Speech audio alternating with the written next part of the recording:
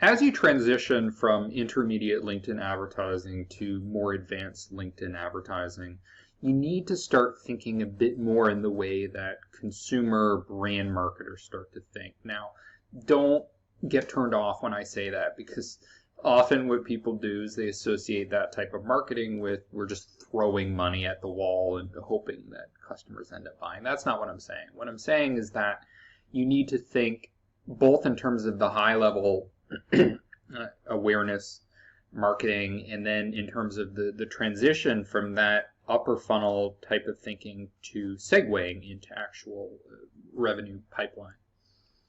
So the way that I did consumer marketing was basically creating tons of awareness by throwing millions of dollars at TV campaigns. So I remember doing this one national campaign where I was tracking awareness for a new brand that I was working on using Nielsen data. And so Nielsen has these panels of consumers, and they basically survey them to find out if they're familiar with your brand and other brands in the market, yes or no. And what I saw was there was kind of a steady level of awareness when I'm looking at the data. Like, okay, yeah, maybe 2% of the people in our target customer group are aware of this brand. And then suddenly there's this huge spike where awareness goes through the roof. And the reason that happens is basically when the TV campaigns or any campaigns that you're running through video on, like in cinemas, etc. Those are the things that spike awareness.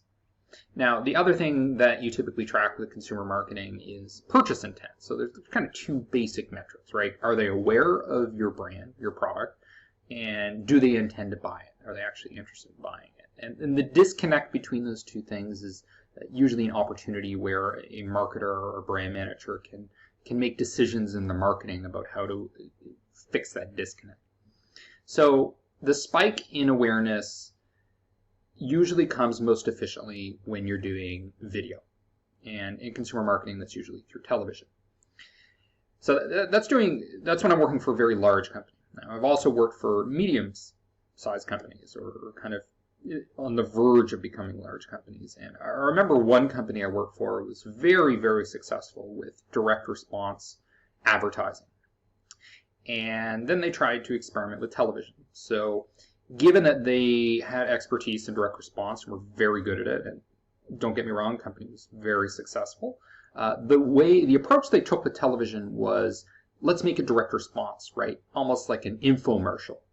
And there's a lot of marketing ethos out there that will tell you that the way that you should approach marketing is like a cheesy infomercial, right? Because cheesy infomercials solicit responses. And there's this whole camp of people that think direct response is better. So, of course, that's the approach you should take when you do television. That campaign was not that successful.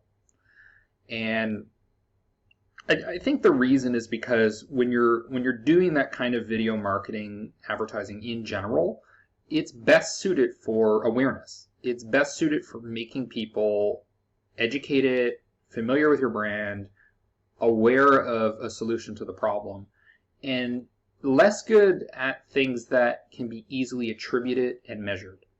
And I think this is a problem that a lot of advertisers run into with digital advertising is they think things that can be measured are better.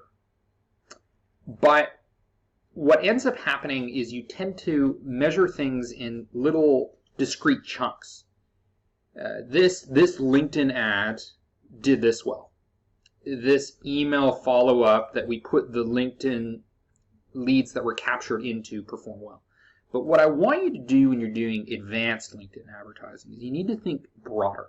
Okay, this campaign did better than that campaign. The number of customers acquired using this strategy was more effective than that strategy.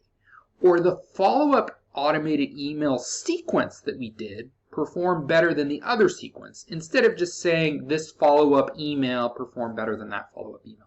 So you're thinking broader in terms of the campaigns, in terms of the strategies and in terms of the timeline. So let's think about what happens in a month instead of what happened in a week. Let's think about quarterly pipeline performance instead of just, how many direct responses did we get today, will we get tomorrow? That sort of thinking.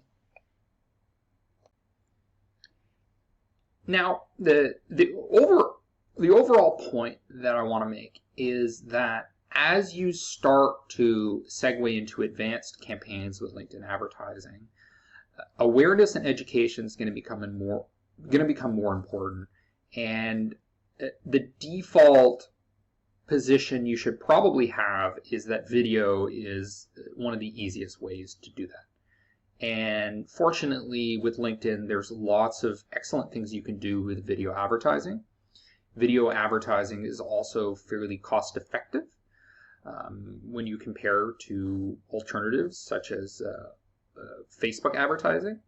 Now, when you look at something like YouTube advertising, maybe better when you're going after a broader market, but you're going to have much, much more targeted awareness when you do LinkedIn video ads. And it's probably the single easiest, most friction-free way of transitioning from we're only doing direct response advertising to we're going to do awareness and direct response advertising, and we're going to start that awareness using videos.